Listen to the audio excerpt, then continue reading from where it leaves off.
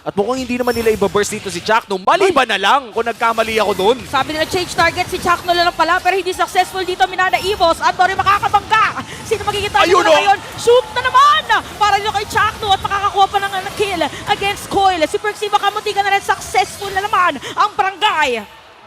Chong, magiging available din yun for him, pero available ba ngayon? Grabe naman talaga. Hindi successful nung isang attempt. Ulitin natin ulit.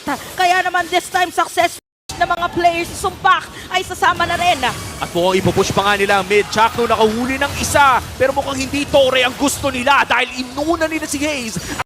Yung presence pa lang ni Chakno doon, medyo naiilang na agad yung mga players. Si Andori lang papasok doon sa limang players. Ginamit ng Netherrealm habang si Chakno pinigilan si Perxiva para hindi makapasok. Coil lang ka na makukuha. Tapos tuloy-tuloy lang si Rio. Kuha na nga dito ng Minana Evos pero tutuloy pa rin ang barangay. Si Kirk ay mababangga nila. Napagandang Netherrealm para dito kay Haze. Kaya naman, napakahaba din ang team fight natin pero si Sumpak ay mega. Pero nakaabang lang din naman ang Minana Riota kanilang makukuha. At dediretso pa nga. Chakno! Eto na si Chakno. Mabibigilan ba na Chak Mamba? Dahil mawawala na immortality si Antonio dito. Pero hindi na nga yata abot.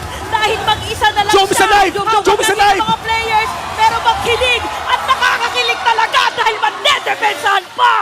Classic Omega defense ang ating nakita.